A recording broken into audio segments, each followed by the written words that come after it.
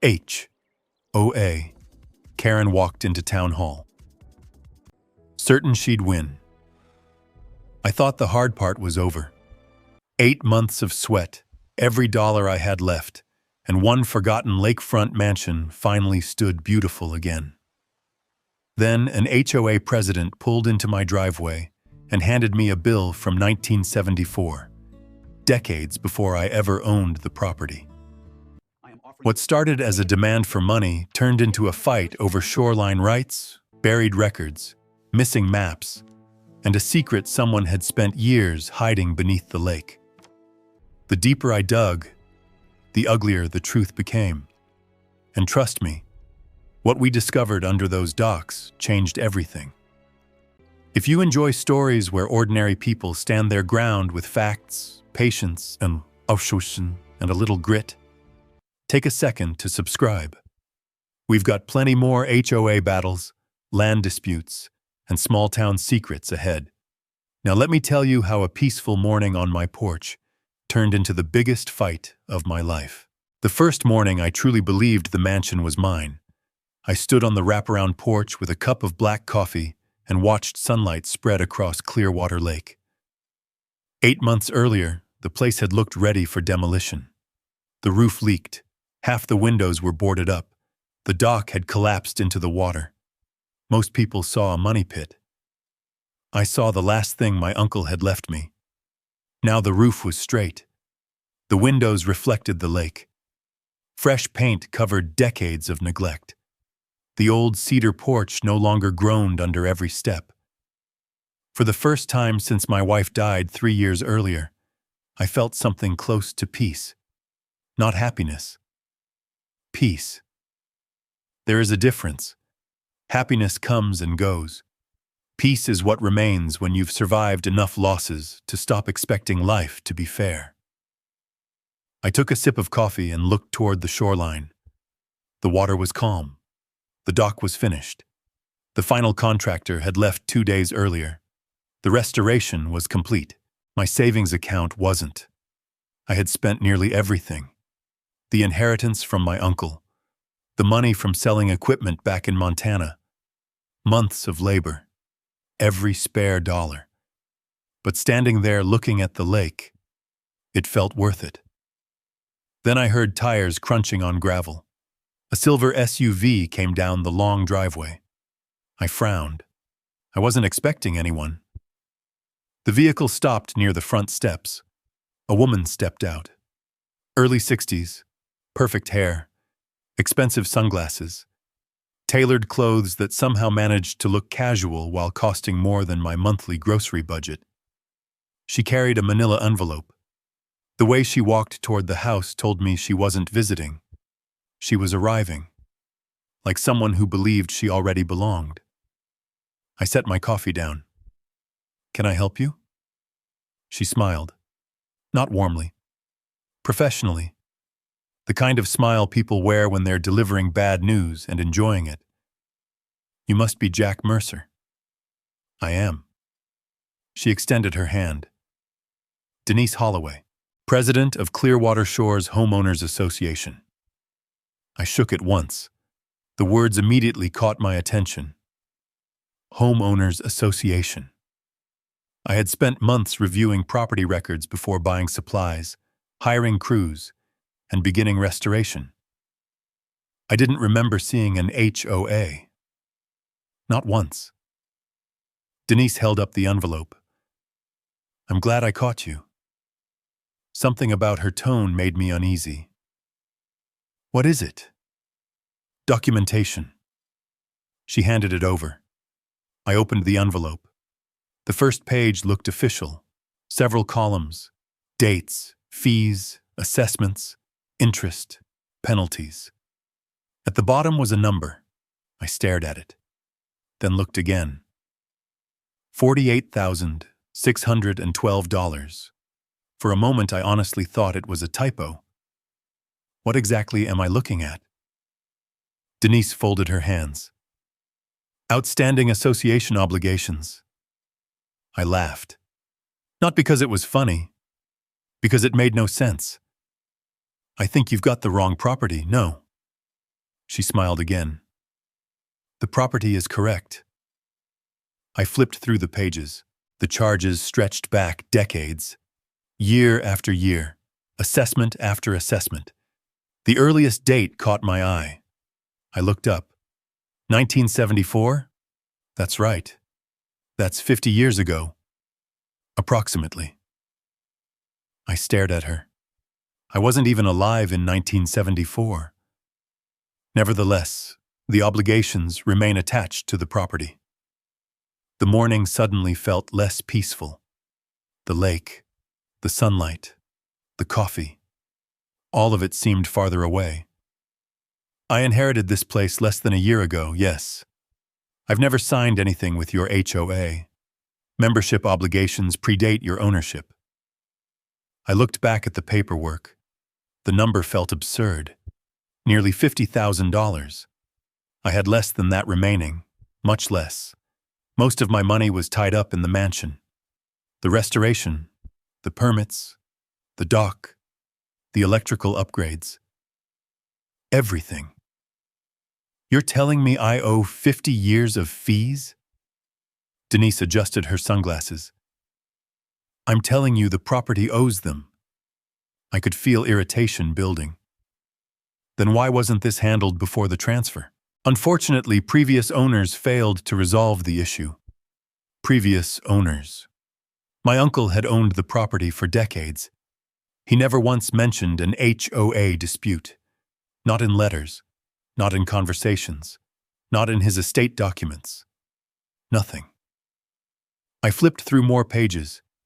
Interest charges, administrative penalties, late fees, legal review costs. The numbers grew larger with every sheet. Who calculated all this? The association. Based on what authority? Her smile tightened slightly. The same authority we've exercised since 1974.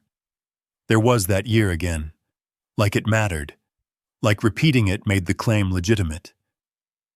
I looked toward the lake. The shoreline stretched beyond the dock. My shoreline. At least that's what every document I'd seen said. Then I looked back at Denise. What happens if I don't pay this? Her answer came immediately, almost rehearsed. The association may pursue all available remedies. What does that mean? Liens, enforcement actions, legal proceedings. The words landed heavily, not because I believed them, because I had just spent 8 months rebuilding my life, and now a stranger was standing on my porch, threatening it. I folded the papers. I'd like to see where any of this appears in my deed. You'll find the association's position very clear. That's not what I asked. For the first time, her smile disappeared. Only for a second, but I noticed. Then it returned. We've had these conversations before. With who? People who owned this property. That answer bothered me.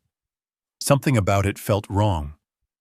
Like she expected me to react a certain way, to get nervous, to settle, to write a check and make the problem disappear. Instead, I looked directly at her. I'm not paying a bill until I understand why it exists. She nodded as if she'd expected that answer. Then she reached into her folder and handed me one final page. A formal demand notice, 30 days. Response required. Potential legal action. The whole thing looked carefully designed to intimidate. Take your time reviewing it, she said. You have 30 days. Then she turned and walked back toward her SUV. Halfway there, she stopped. Without looking back, she said something that stayed with me. The lake has always belonged to the community, Mr. Mercer. Then she got into the vehicle and drove away. I stood on the porch holding the paperwork. The sound of the engine faded. The property became quiet again. But it wasn't the same quiet. The peace I'd felt 20 minutes earlier was gone. I looked down at the demand notice, then at the lake, then back at the papers. One detail kept bothering me more than the amount, more than the threats, more than the deadline. Every page treated the claim as if it were obvious, as if everyone already knew the property belonged under HOA control. But I had reviewed every document before restoring this mansion. Every survey, every deed, every title record, and I had never seen a single reference to Clearwater Shores HOA. Not one. Which left me with a question I couldn't stop thinking about. If my property really belonged to the HOA, why had nobody told me before I spent 8 months rebuilding it? And if it didn't, why was Denise Holloway so confident she could collect a debt that started in 1974? That question followed me for the next 3 days. I started where any contractor would start. Paperwork. Not opinions, not rumors. Documents.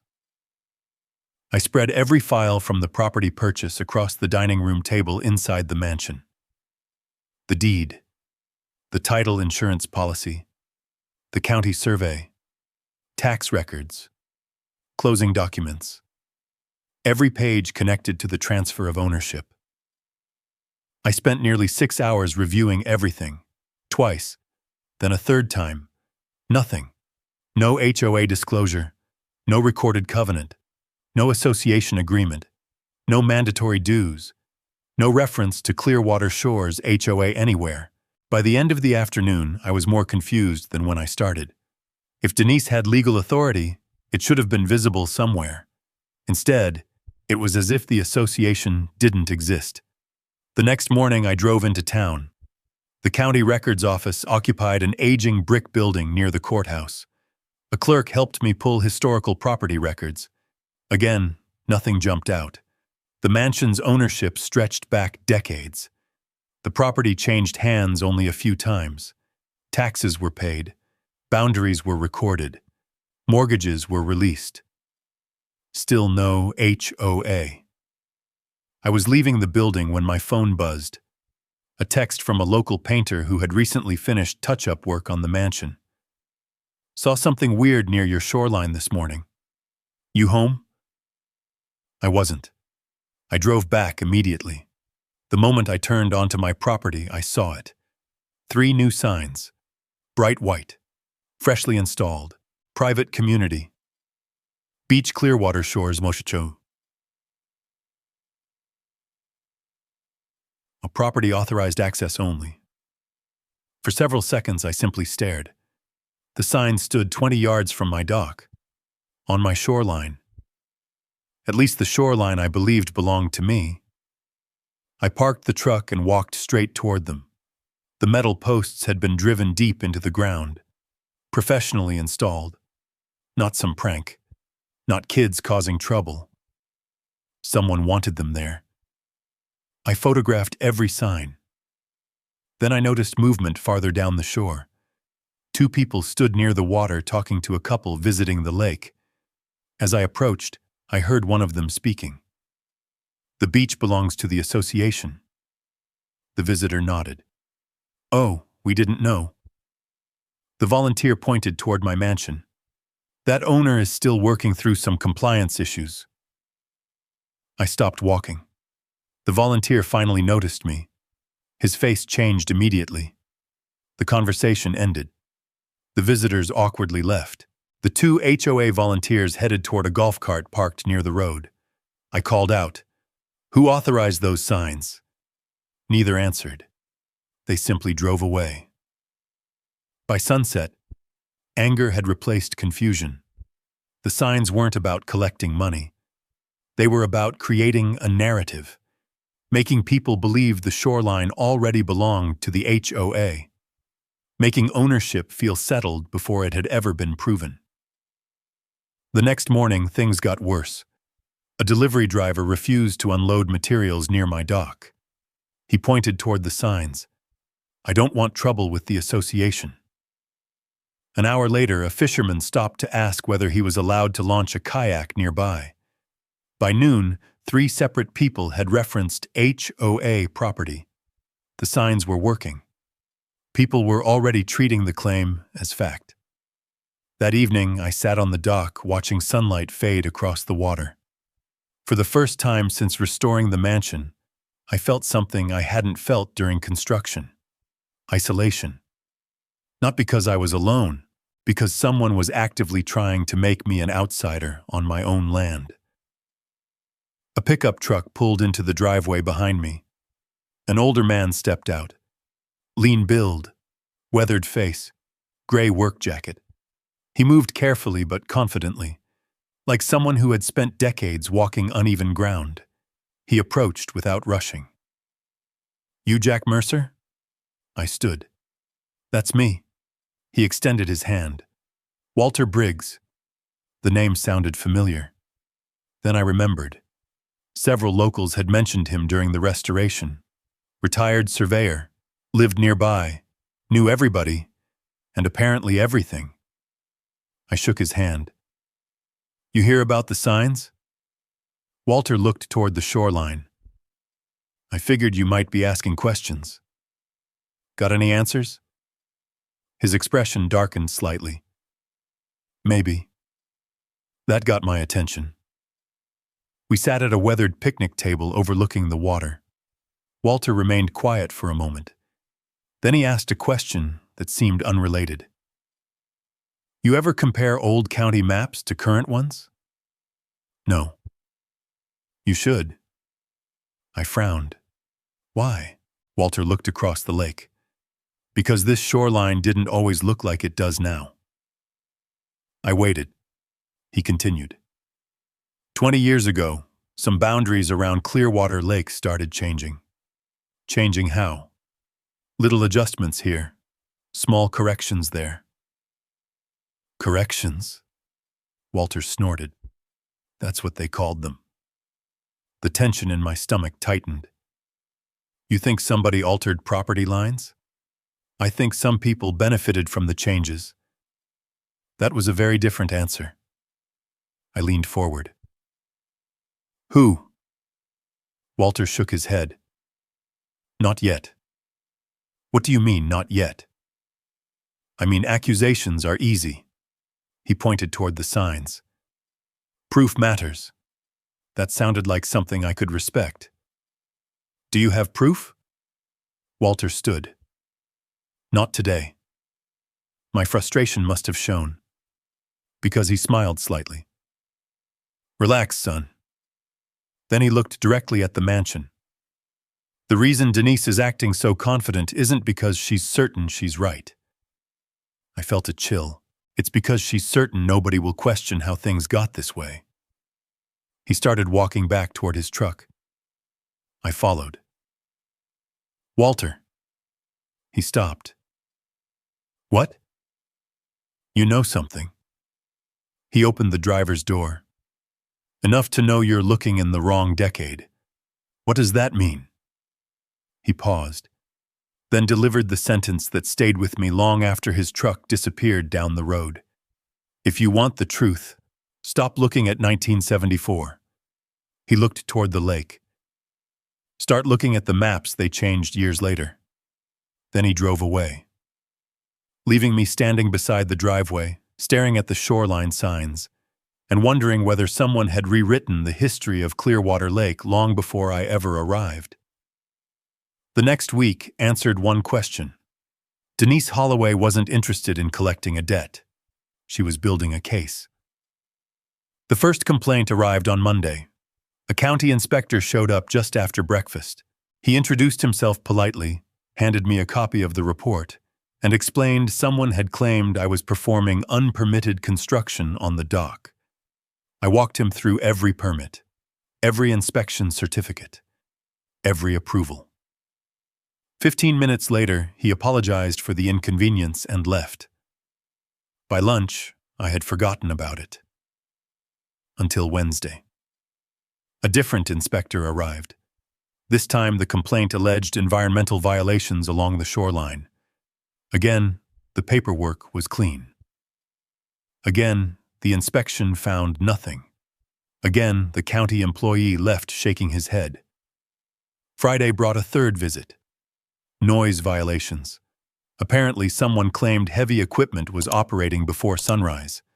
The restoration had been completed for days. There wasn't a single machine running on the property. The inspector spent 10 minutes there and closed the complaint. 3 complaints, 3 inspections, 3 dead ends. Individually, they meant nothing. Together, they meant someone was trying to create a record. The following weekend, I drove into town for supplies. That's when I noticed people looking at me differently. Not everyone. Just enough. The woman at the hardware store became unusually cautious. A couple at the diner stopped talking when I walked in. At a gas station, I overheard 2 men discussing the guy with the mansion. I pretended not to listen. Then I heard one sentence clearly. They say he's planning some kind of marina project. I turned around. The conversation stopped instantly. The men suddenly became fascinated by the snack display. A marina. That was new. I had never discussed building one, never filed permits, never even considered it. Yet somehow the rumor was already circulating. Over the next few days, I heard variations of the same story. Jack Mercer planned to commercialize the shoreline. Jack Mercer wanted tourists. Jack Mercer intended to increase boat traffic. Jack Mercer would ruin the lake. Each version grew larger than the last. The rumors were ridiculous. The problem was that some people believed them. Fear spreads faster than facts, especially when property values get involved. A week later, I found another surprise. 2 local contractors stopped returning calls. One had been scheduled to install custom railings near the dock. The other had agreed to provide materials for future repairs. Neither answered. Finally, one sent a text. Nothing personal. Need to stay on good terms with the HOA. Good luck. I stared at the message, then laughed once. Not because it was funny, because it confirmed exactly what was happening. Pressure. Quiet pressure. No threats. No direct confrontation. Just enough discomfort to make life difficult. The strategy was smart and dangerous. Because it worked. One afternoon, I drove past Clearwater Shores Community Center. A large bulletin board stood near the entrance. I almost missed it. Then I saw my mansion. A photograph had been pinned among several HOA announcements. Someone had taken the picture from the lake. The angle made the property appear larger and more commercial than it actually was. Beneath the photo sat a typed notice. Community discussion regarding future shoreline development concerns. No name, no accusations, nothing specific. Yet everyone knew exactly who it referenced. I took a picture, then another. By the time I reached my truck, my phone rang. Walter Briggs. You see it? I just did. Thought you might. I leaned against the door. How bad is it? Walter didn't answer immediately. That told me enough.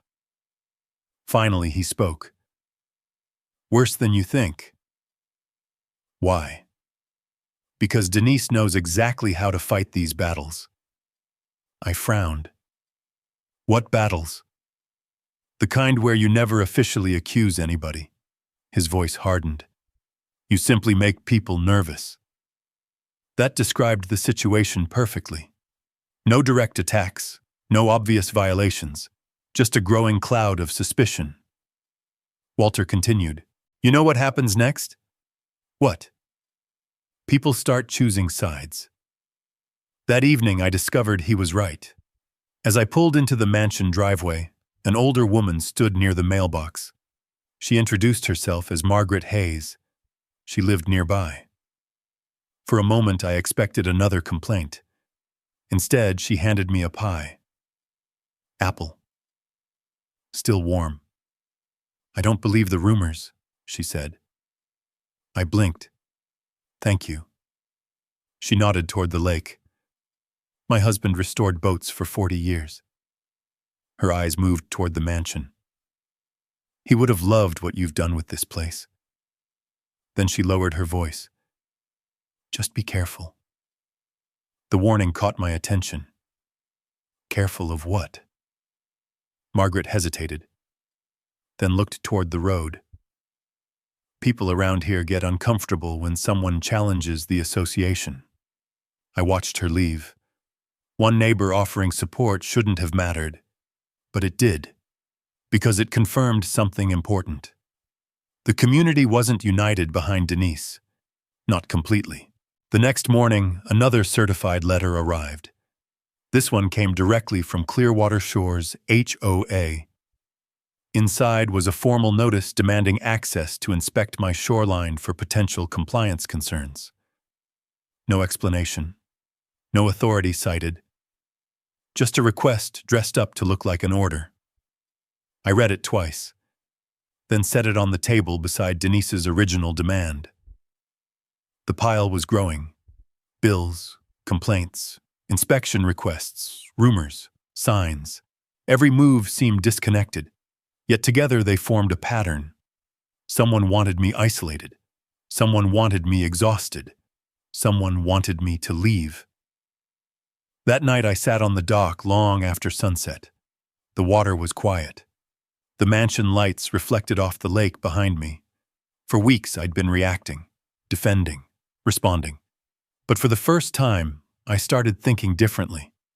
Not about what Denise was doing, about why. What could possibly be valuable enough to justify all of this? The shoreline signs, the boundary maps, the inspections, the rumors, the pressure campaign. None of it made sense unless something larger was hidden underneath. My phone buzzed. A text from Walter. Need you at the old dam archives tomorrow morning. Found something. I stared at the message, then read it again. Found something. For the first time since Denise appeared on my porch, I felt something stronger than frustration. Hope. Because if Walter had finally found evidence, then maybe we were about to discover what Denise Holloway was really trying to hide. The next morning, I met Walter Briggs outside an aging warehouse near the county dam maintenance yard. The building looked forgotten. No signs, no visitors, just rows of records stored for decades because nobody had found a reason to throw them away. Walter was already waiting. Beside him stood a woman carrying a leather briefcase. Dark hair, sharp eyes, confident posture. Walter introduced us. Jack, this is Rachel Torres. I recognized the name immediately. County land use attorney, the same attorney who had reviewed several shoreline disputes over the years. Rachel shook my hand. Walter's been telling me about your situation. I smiled slightly. Hopefully the short version. Not even close. That was the first time I'd laughed in days. Inside the warehouse, shelves stretched across the building. Engineering records, survey maps, dam construction files, environmental studies.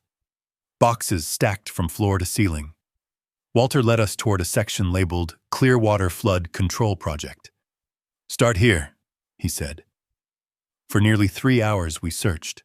Old maps, boundary drawings, property assessments. Most of it appeared unrelated. Then Rachel found something. A survey tube tucked behind several engineering binders. She carefully removed the contents and spread them across a table. The room became quiet. The document was old, much older than the Clearwater Shores HOA. A shoreline survey, detailed, precise. Every property around the lake appeared on it, including my mansion. Walter adjusted his glasses, then nodded. There it is. I leaned closer. My parcel extended directly to the shoreline. No community ownership, no HOA control, no shared access designation. Nothing. The lakefront rights clearly belonged to the property. Rachel studied the survey for several minutes. Then she looked up. This changes things. My pulse quickened. How much? A lot. She pointed toward a series of notes along the margin. These aren't normal boundary references. What are they? Protected access agreements. That got my attention. Walter's too. Rachel continued reading. The survey referenced state-level shoreline protections connected to the original flood control project. Certain parcels had been granted permanent access rights. Rights that could not be modified without formal state approval. One of those parcels was mine. For the first time since Denise appeared on my porch, I felt genuine optimism, not hope. Evidence. Real evidence. Then Rachel's expression changed. What? She turned the pages again, then again. Her frown deepened. Something's missing. My stomach tightened. What do you mean? She pointed toward a notation. See this reference? I nodded. The survey cited an attached explanatory page. Appendix C, Permanent Access Justification. But there was no Appendix C. The numbering jumped directly to the next section. Walter immediately understood the problem. Damn. I looked between them. What am I missing? Rachel tapped the notation. This survey proves your shoreline rights existed. Good. Very good. She paused. But it doesn't explain why they were protected. I stared at the missing reference. One page. One missing page. Yet both Walter and Rachel looked concerned. Why does that matter? Rachel answered. Because the explanation could tell us what Denise is actually protecting. The words settled heavily. Until that moment, I'd been focused on proving ownership. Now another possibility emerged. Maybe ownership wasn't the real issue. Maybe the missing page explained something bigger. Walter moved toward another shelf. We keep digging. And we did. For hours. Nothing. No appendix. No duplicate. No backup copy. Eventually, Rachel sat down and rubbed her temples. Documents don't simply disappear from state records. Walter snorted. They do when somebody wants them gone. Nobody laughed. Because we were all thinking the same thing. The missing page wasn't lost. It had been removed. The question was when, and by whom. As we prepared to leave, Rachel rolled the survey carefully into a protective tube. We can authenticate this. I looked up. You can? She nodded. The survey itself is enough to establish protected shoreline rights. That felt like a victory. Then she added something else. But if we find the missing page, we might understand the entire conflict. Outside the warehouse, the afternoon sun reflected across the lake in the distance. For the first time, the pieces were beginning to connect. The fake HOA bill, the shoreline signs, the rumors, the inspections, the pressure campaign. None of it felt random anymore. Something valuable sat behind the shoreline dispute, something important enough for someone to remove official records. As we walked toward the parking lot, Walter stopped suddenly. His eyes remained fixed on a truck parked across the road. A silver SUV sat beside it. I recognized it instantly. Denise Holloway's vehicle. She wasn't inside. Neither was anyone else. But the message was obvious. She knew we were here. Rachel followed my gaze. You expecting company? No. Walter's jaw tightened. That's not a coincidence. The three of us stood there silently. The warehouse, the missing page, the survey, and now Denise somehow appearing at the exact place where we had found the first real piece of evidence. That wasn't bad luck. That was surveillance. Rachel looked back toward the building, then at me. Jack. What? Whatever's on that missing page, She paused. Someone is still afraid of it. I watched the empty SUV sitting across the road, and for the first time I stopped wondering whether Denise Holloway was lying. Now I knew she was. The only question left was how far she was willing to go to keep the truth buried. I got my answer 3 days later. I woke up to the sound of machinery, not construction, installation, heavy equipment. I walked onto the porch and immediately saw movement near the access road that connected the mansion to the eastern side of the shoreline. 2 trucks, a work crew, several stacks of fencing materials. For a moment, I thought they had the wrong property. Then I saw the Clearwater Shores logo on one of the vehicles. I was already halfway down the hill before the foreman noticed me. "What exactly are you doing?" The crew stopped. The foreman looked uncomfortable. "We were hired to install a boundary barrier." "By who?" He hesitated, then pointed toward a white SUV parked nearby. Denise Holloway stepped out. "Of course." She approached calmly, carrying a clipboard. "Good morning, Jack." "No." I pointed at the fencing materials. "What is this?" She glanced toward the shoreline. "A safety improvement." I almost laughed. A safety improvement. The association has received concerns regarding access management. "This is my property. That remains disputed." The confidence in her voice was remarkable, especially considering Rachel now possessed an authenticated shoreline survey supporting my ownership rights. I folded my arms. "You've seen the survey?" Her expression didn't change. "I've seen many surveys." Not an answer, a dodge. And she knew it. The workers continued installing steel posts while we spoke. That bothered me more than anything. The assumption, the belief that she could simply act first and argue later. By noon, nearly 200 feet of fencing blocked direct access between the road and part of my dock area. Technically, the barrier stood just outside the area covered by the survey. Practically speaking, it created a serious obstacle, which was exactly the point. Denise wasn't trying to win legally. She was trying to make ownership inconvenient. As the crew packed up, she handed me another envelope. I didn't even want to open it. But I did. Violation notice. Architectural non-compliance. Unauthorized exterior modifications. Failure to obtain HOA approval. I flipped through the pages.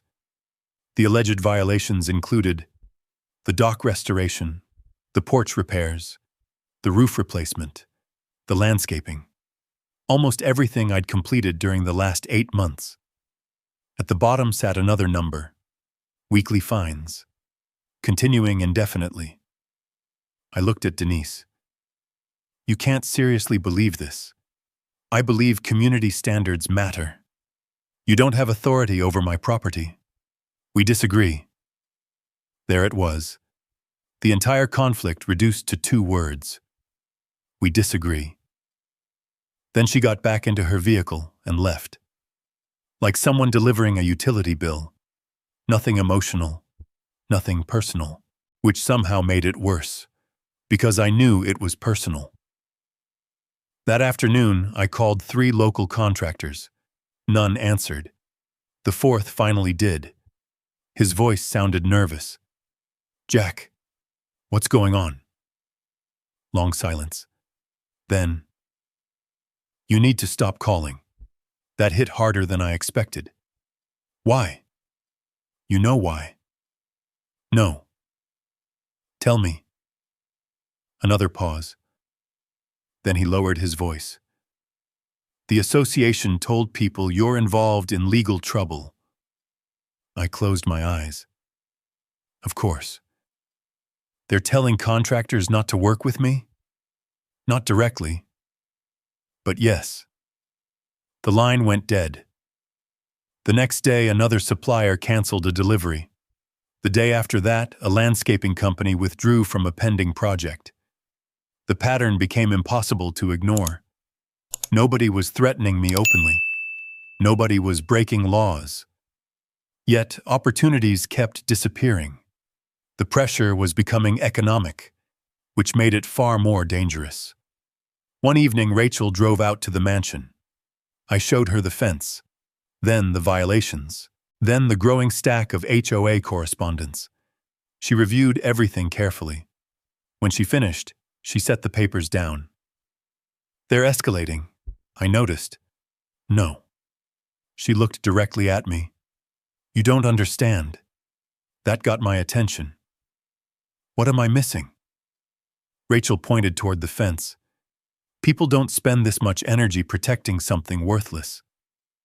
I stared toward the shoreline. The water reflected the evening sun. The dock, the access road, the fence, everything looked normal. Yet somehow the entire lake felt different now, like I was staring at a puzzle with half the pieces hidden. Rachel continued. "The missing survey page." I nodded. "What about it?" "Whatever was on that page explains this behavior." She tapped the violation notices. The fake fees, the fence, the inspections, the rumors. The page is the key. I already knew she was right. The question was what the page contained. A week earlier I thought Denise wanted money. Now that theory felt ridiculous. This wasn't about collecting dues. It wasn't even about control. It was about protecting something. Something valuable enough to justify years of manipulation. Something valuable enough to remove official records. As darkness settled over the lake, I stood beside the dock and looked at the fence cutting across the shoreline. The answer felt close enough to touch, but still hidden. And for the first time since this battle began, another thought occurred to me. What if I wasn't the first person Denise had done this to? What if there were others? People who had fought. People who had lost. People who knew exactly what was really happening around Clearwater Lake. And if they existed, maybe they held the piece of the story that was still missing. Rachel started making calls the next morning. Unlike me, she knew where to look. Property disputes leave records. Sales leave records. People leave stories. By the end of the week, she had identified 3 former property owners who had fought Clearwater Shore's HOA and eventually sold their land. The similarities were impossible to ignore. The first was a retired rancher named Dale Whitaker. He met us at a diner 40 miles outside town. Dale was in his 70s now, quiet, sharp, the kind of man who measured every word before speaking. Rachel spread several property maps across the table. Dale looked at them for less than 10 seconds. Then he pointed directly toward my shoreline. "They came after me too." I leaned forward. "For what?" "Different excuse." His expression hardened. "Same goal." Dale explained that 15 years earlier, he had owned a lakefront parcel on the northern side of Clearwater Lake. The HOA claimed part of his shoreline violated community access agreements. He fought. Surveyors became involved. Lawyers became involved. Then the pressure started. Anonymous complaints. Contractors backing out. Neighbors suddenly avoiding him. The pattern sounded painfully familiar. "What happened?" Dale took a sip of coffee. "I got tired." That answer bothered me. More than anger would have. More than outrage. Because it was honest. I sold. The words hung in the air. Rachel asked the next question. "Below market value?" Dale laughed once. "Way below, that was strike one." The second meeting happened 2 days later. A widow named Eleanor Price. She had owned a small lake cottage near Clearwater Shores. The story barely changed. The details were different. The strategy was identical. Violation notices, community pressure, endless disputes. Eventually, she sold and moved away, Not because she lost, because she was exhausted. Strike two, the third meeting changed everything. His name was Mark Jensen, former investor, former Lakefront owner, former believer that logic always wins. We met at his office in Billings. The moment he heard Denise Holloway's name, he sat back in his chair. I wondered when someone would finally challenge her. I exchanged a look with Rachel. You know Denise? I know the machine. That was an interesting word. Machine. Mark opened a filing cabinet and removed a thick folder. Inside were years of correspondence, violation notices, demand letters, legal threats, maps, survey disputes, everything. The same playbook, the same pressure campaign, the same pattern. The folder might as well have had my name on it. What happened? I asked. Mark shrugged. I sold. 3 owners. 3 fights. 3 sales. Suddenly the pattern wasn't suspicious. It was undeniable. Driving back to the mansion, I couldn't stop thinking about one detail. None of them had actually lost. Not legally, not on paper. They simply reached a point where fighting became too expensive, too exhausting, too lonely. The strategy wasn't to win. The strategy was to outlast people. That realization changed how I viewed Denise. She wasn't relying on law. She was relying on attrition. Wear people down. Make ownership painful. Wait. Then buy the property after they surrendered. The next evening, Sheriff Ben Hollowell appeared at the mansion. His truck rolled slowly up the driveway. I had spoken to him only once before, during a permit inspection months earlier. He wasn't a man who wasted time. We sat on the porch overlooking the lake. Ben remained quiet for a moment. Then he got straight to the point. You're becoming the most discussed person in the county. I wasn't surprised. Good or bad? Depends who you ask. That felt accurate. Ben looked toward the shoreline fence. I've received calls from Denise? No. The answer surprised me. Then from who, residents? That surprised me even more. Ben folded his arms. Some support you. That was good. Some don't. Expected. Then his expression became serious. And some are getting angry. That got my attention. What kind of angry? Property rights angry. I understood immediately. The issue was spreading beyond my dispute. People were beginning to ask questions. Questions Denise probably didn't want asked. Ben continued. You need to be careful. I haven't broken any laws. I know. His eyes moved toward the lake. I'm not worried about you. That was somehow worse. For several seconds, neither of us spoke. Finally, I asked the question that had been bothering me. Do you think Denise believes she's right? Ben considered it, then shook his head.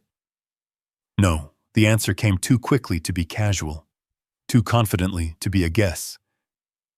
Then what does she believe? The sheriff looked directly at me. She believes she can keep winning. That answer stayed with me after he left. Not because it was dramatic, because it felt true. Winning had become normal, expected, routine. People challenged, people fought, people got tired, people sold. The cycle repeated. But this time there was one major difference. Rachel had the survey, Walter had the history, and somewhere out there existed a missing page important enough for someone to remove from official records. As darkness settled over Clearwater Lake, I stood near the dock looking at the shoreline. The puzzle pieces were finally beginning to connect. Former owners, pressure campaigns, boundary disputes, missing documents. The only thing we still lacked was proof of motive, proof of what Denise was actually protecting.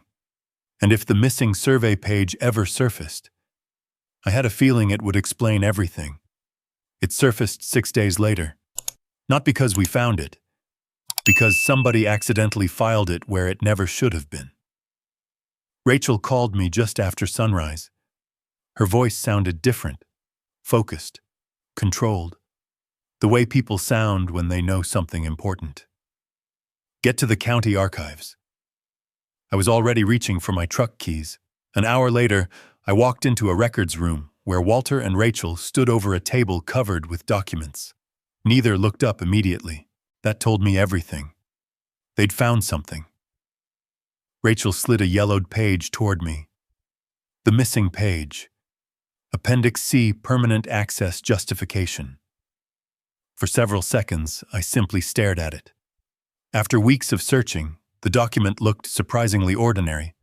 A single page, several paragraphs, official signatures, engineering references. Nothing dramatic.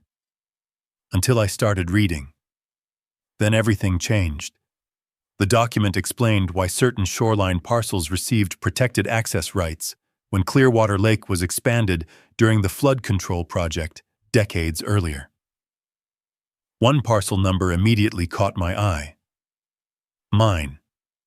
The mansion property. The explanation was straightforward. My parcel controlled a protected shoreline corridor necessary for maintaining access to specific sections of the lake. Those access rights could not be transferred, modified, or restricted without state approval. I looked up. So the shoreline belongs to the property? Rachel nodded. Yes. Walter folded his arms. Keep reading. I did, and that's where the real bombshell appeared. Attached to the original engineering notes was a series of shoreline diagrams, modern diagrams, updated decades after the original survey. I recognized several locations immediately. Private docks, boat lifts, expanded waterfront structures, properties owned by Clearwater Shore's HOA members. My stomach tightened. The diagrams showed something very specific. Those luxury docks extended into the protected shoreline corridor connected to my parcel. Not partially. Completely. The room became quiet. Rachel finally broke the silence. Now we know why they care. I looked at the diagrams again. Millions of dollars in lakefront amenities suddenly made sense. The docks, the access disputes, the missing records, the pressure campaign. Everything. If the original shoreline protections were enforced, several high-end properties would lose exclusive access rights they had been enjoying for years, maybe decades. Walter shook his head. They built on land they never controlled. And they knew it? I asked. Rachel pointed toward another section of the file. Meeting references. Review notes. Engineering correspondence. The documents proved HOA representatives had received multiple notifications regarding the shoreline corridor over the years, not detailed warnings, but enough to know there was a problem. Enough to know questions existed. Enough to know they should have investigated. I leaned back in my chair. The entire conflict suddenly looked different. Denise wasn't trying to collect 50 years of dues. She wasn't trying to enforce rules. She wasn't protecting community standards. She was protecting property values. Massive property values.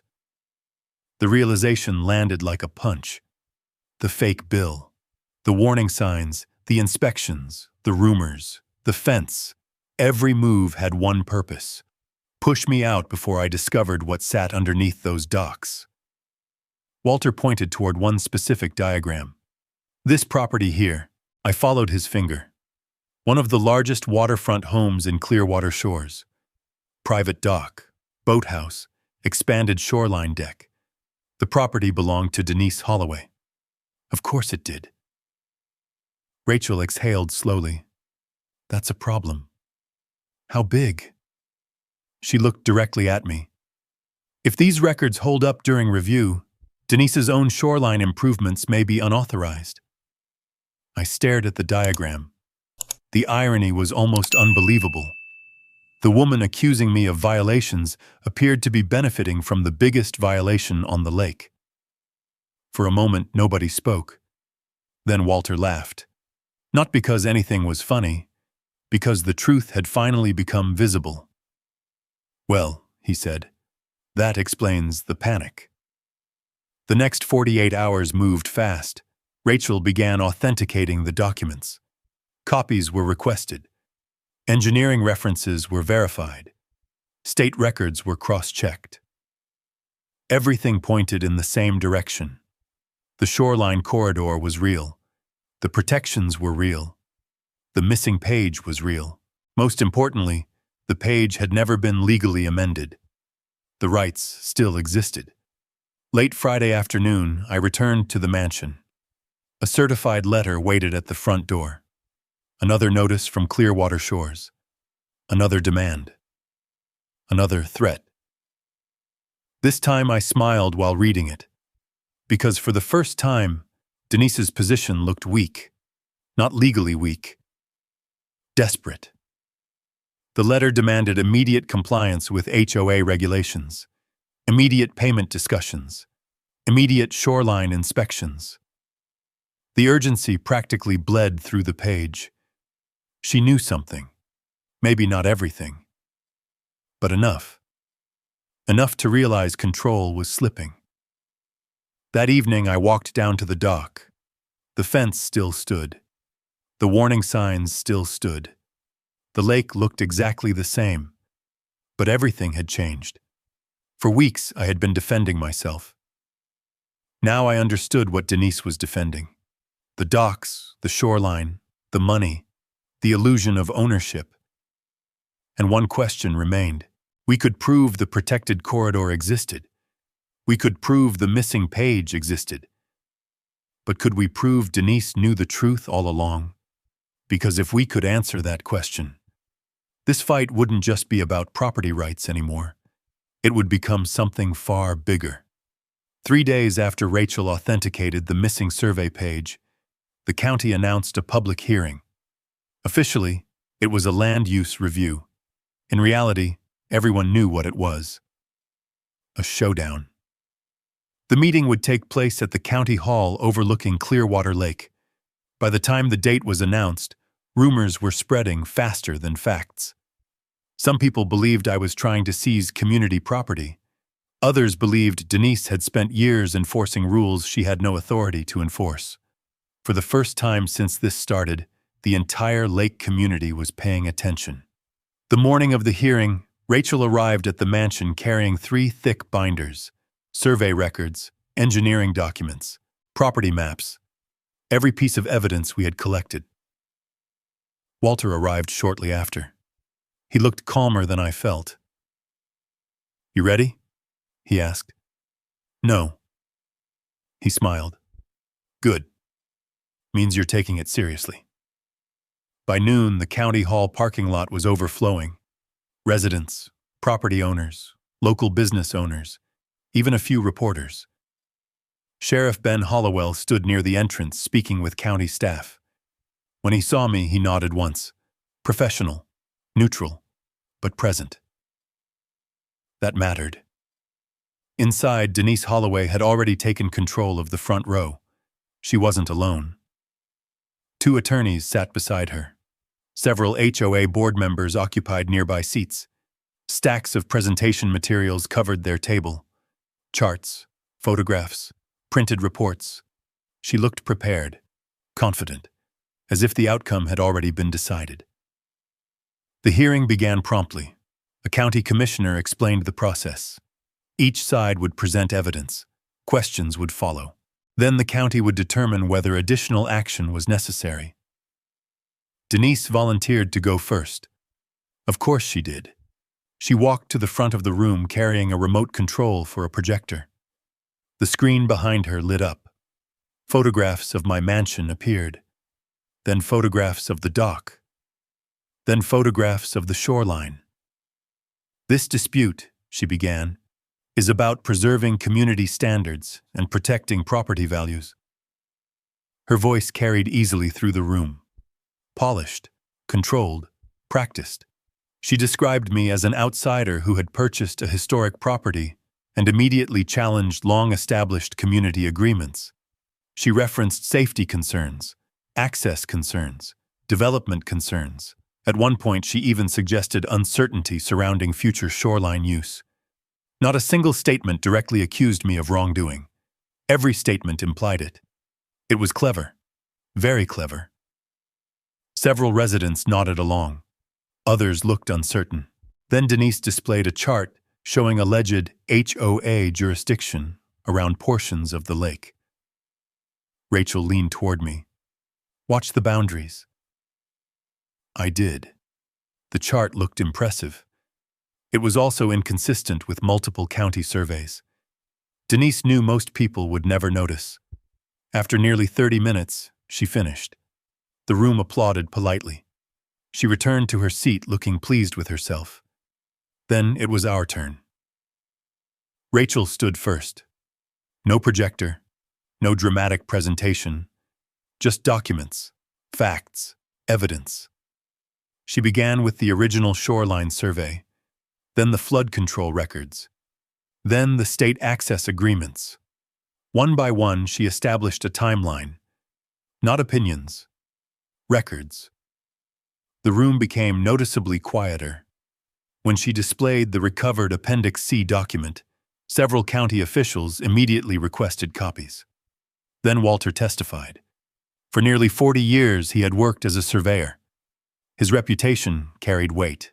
He explained how shoreline boundaries had been represented historically, how protected corridors functioned, how access rights attached to certain parcels, including mine. Questions started coming from the audience. Lots of them.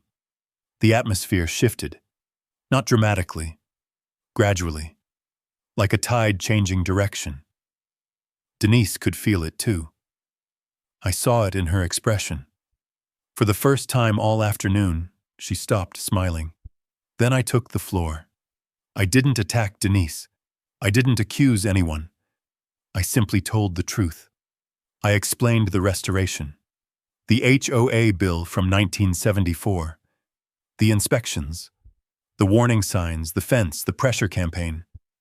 Then I held up the original demand notice Denise had handed me on my porch. I asked one question, I said. "Show me where the HOA appears in my deed." The room was silent. Months later, I'm still waiting for an answer. That landed harder than I expected, because everyone understood it. Not lawyers, not surveyors, regular people. The commissioner requested additional documentation from both sides. Rachel handed over certified records.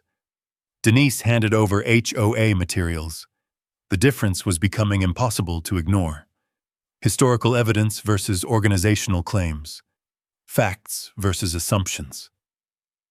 As the hearing approached its end, one county official requested clarification regarding the protected shoreline corridor. Rachel provided it immediately. The official reviewed the diagrams, then looked directly at Denise. "Mrs. Holloway, were HOA representatives aware these records existed?" The room became completely still. Every eye turned toward her. For the first time all day, Denise hesitated. Only briefly. But everyone saw it. And in that moment, I realized something important. We had proven the shoreline protections existed. We had proven the corridor existed. We had proven the missing page existed. But one question still remained unanswered. Could we prove Denise knew the truth long before any of us found those records? Because if we could, everything would change. The answer arrived less than 24 hours after the hearing. Not from a survey, not from an engineering file, from a box nobody had opened in years. Rachel called me early the next morning. "Get to the county records building." Her tone told me not to ask questions. I was there in 40 minutes. When I entered the archive room, Walter was already standing beside a table. Several cardboard boxes sat open. Old HOA records, meeting minutes, financial reports, Committee correspondence. The kind of paperwork organizations create endlessly and then forget exists. Rachel handed me a folder. Read this. I opened it. The first document was a set of Clearwater Shore's HOA board meeting, minutes from 22 years earlier. At first it seemed ordinary. Budget discussions, dock maintenance, community events. Then one paragraph caught my attention. A board member had raised concerns regarding protected shoreline corridors identified in county engineering records. I looked up. Rachel nodded. Keep going. The next set of minutes came from 3 years later. The same issue appeared again, this time in more detail. Several shoreline structures might overlap protected access zones connected to neighboring parcels, including mine. The room suddenly felt smaller. I continued reading. Another meeting. Another discussion. Another warning. Year after year, the issue kept appearing. Different wording. Same concern. The HOA knew, not suspected, not guessed. Knew. Walter placed another folder on the table. This one contained board correspondence, letters, internal memorandums, meeting summaries. And there, sitting in black ink on multiple pages, was a name I recognized. Denise Holloway. Not as HOA president, not yet. As a board member, then vice president, then president. Her signature appeared again and again, approving reports, receiving legal reviews, acknowledging shoreline concerns. Every document told the same story. The HOA had been warned repeatedly that certain lakefront improvements existed inside protected shoreline corridors. Instead of correcting the issue, they buried it. My pulse quickened. This is it. Rachel nodded. This is knowledge. There was a huge legal difference between making a mistake and knowingly ignoring a problem. The first creates disputes. The second creates liability. For years, Denise had presented herself as someone enforcing community rules. Now the documents showed something very different. She wasn't protecting rules. She was protecting violations. The implications were enormous. The fake bill, the fence, the inspections, the demand notices. Every action now looked less like enforcement and more like concealment. A county official joined us later that afternoon. He reviewed the documents personally, twice, then requested copies of everything. When he finished, he sat quietly for several seconds. Finally, he spoke. This changes the entire case. That was the understatement of the year. By evening, emergency review meetings were already being scheduled. The county wanted answers. Fast. The following day, Clearwater Shore's representatives were called back before county officials. This time, the atmosphere felt completely different. At the first hearing, Denise had controlled the room. Now she looked uncomfortable. The confidence was gone. Questions came quickly, directly. Had the HOA previously received shoreline corridor notifications? Yes or no? Had the board reviewed engineering concerns? Yes or no? Had those concerns been disclosed to affected property owners? Yes or no? The answers became increasingly evasive, and every evasive answer collided with another document, another signature, another meeting record, another piece of evidence. At one point, Denise claimed she couldn't remember reviewing certain reports. Rachel immediately produced a document bearing Denise's initials beside the exact section under discussion. The silence that followed was devastating. Nobody raised their voice. Nobody needed to. The records spoke for themselves. I looked around the room. Residents who had supported Denise sat frozen. Several HOA board members avoided eye contact entirely. Even people who disliked me seemed unsettled. Because this wasn't really about me anymore. It was about trust. For years, homeowners had been told the association protected their interests. Now many were realizing information had been withheld from them as well. The final blow came near the end of the session. A county investigator summarized the timeline. More than 20 years of warnings. More than 20 years of documented awareness. More than 20 years without meaningful disclosure. The room became completely silent. Not angry, not loud. Silent. The kind of silence that happens when people suddenly understand they've been lied to. I glanced toward Denise. For the first time since she stepped onto my porch with that bill from 1974, she looked uncertain. Not defeated, not yet. But uncertain.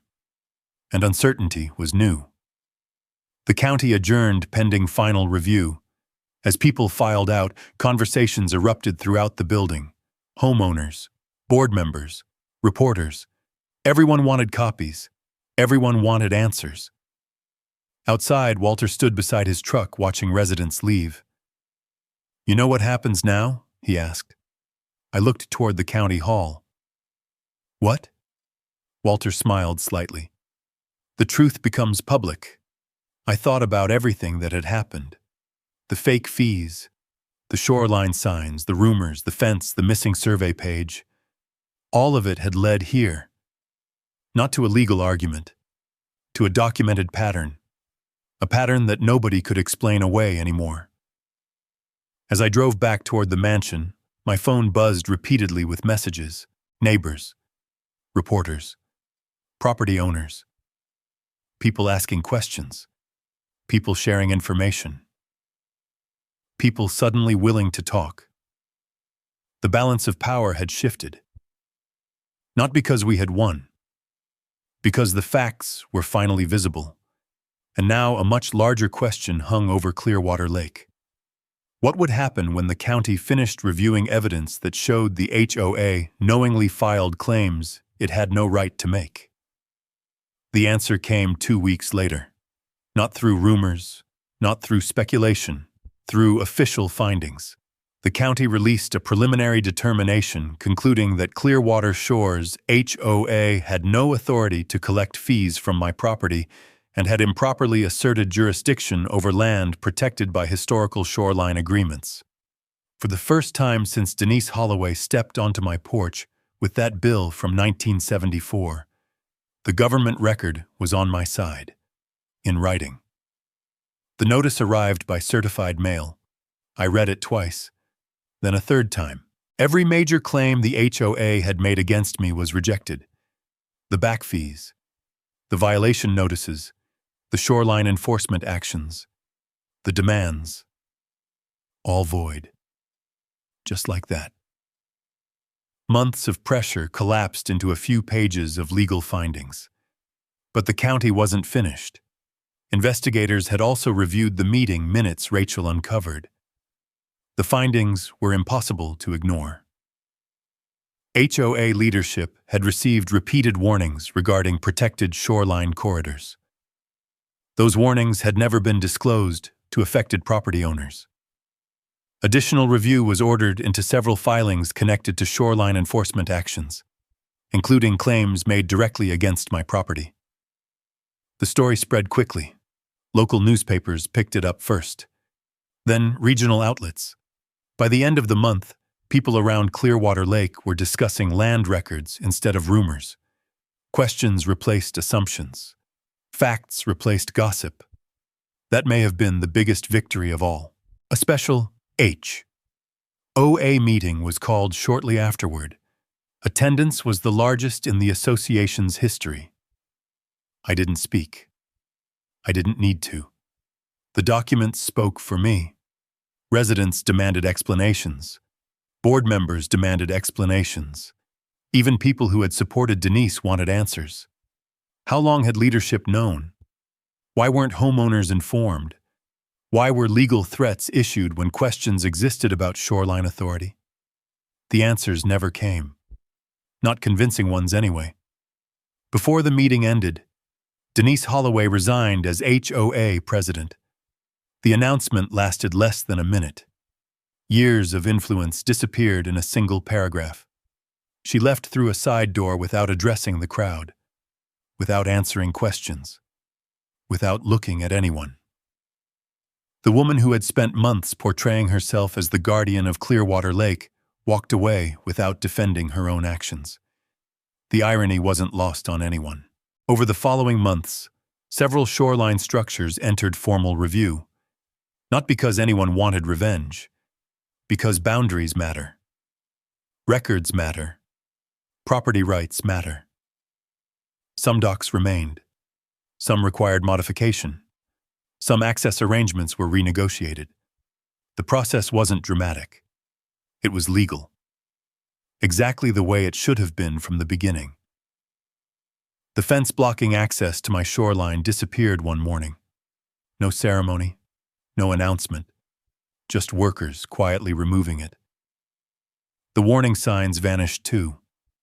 By afternoon, there was no trace they had ever existed.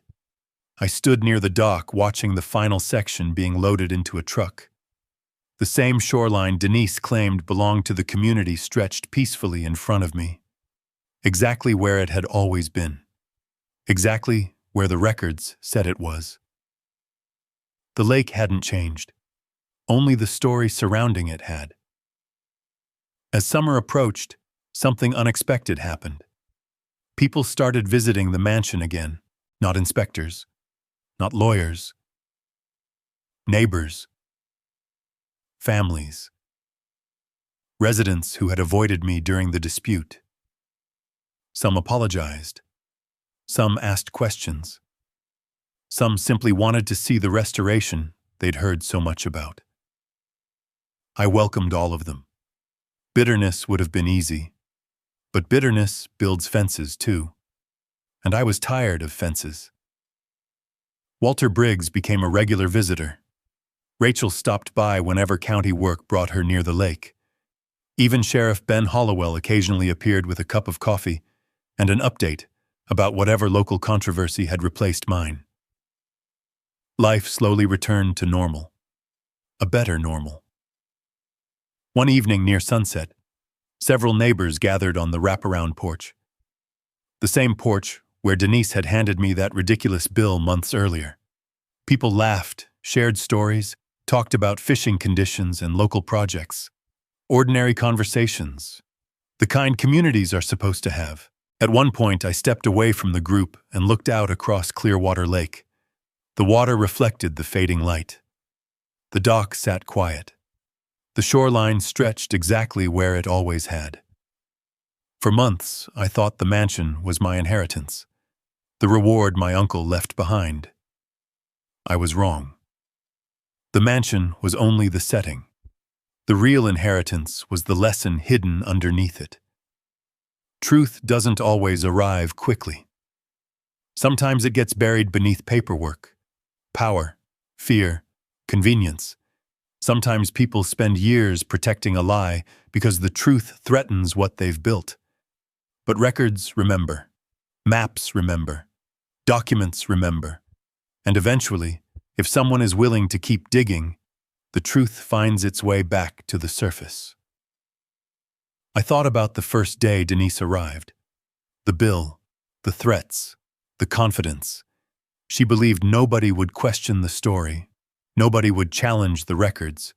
Nobody would look deeper. She was wrong. The lake never changed ownership. The shoreline never moved. The rights never disappeared. Only the lies surrounding them survived long enough to look permanent. And in the end, that was the thing Clearwater Lake taught me. Water reflects whatever stands above it. Truth does the same. Eventually, both become impossible to hide. The lake never belonged to the HOA. The lake never belonged to Denise Holloway. The lake belonged to the truth. And the truth finally had a clear view of the shoreline again. If there's one lesson I'm taking from all of this paperwork matter more than noise. The rumor were loud, the red were loud, the pressure was constant, but in the end, it wasn't anger that solved anything. It was patience, recourse, and the willingness to keep asking honest questions when something didn't make sense. Had I accepted the first story I was handled, I never would have learned what was really buried beneath the surface. That's true for more than property lines. In life, people can say a negative, but facts have a way of waiting quiet until someone is willing to look for them. Sometimes standing your ground doesn't mean fighting harder. Sometimes it means staying calm long enough for the truth to catch up. Now I'd love to hear from you. Have you ever dealt with an HOA dispute or property disagreements or a situation where you knew something wasn't right but had to prove it the right way? Drop a comment below and type yes if you believe it's worth standing up for your right respectfully and legally. And let me know where you are watching from tonight. If you enjoy stories about ordinary people facing tough situations with determination, common sense, and a little courage, consider subscribing and joining us for the next HOA and land right story. Until next time, take care of yourself, take care of each other, and thanks for spending your time with me.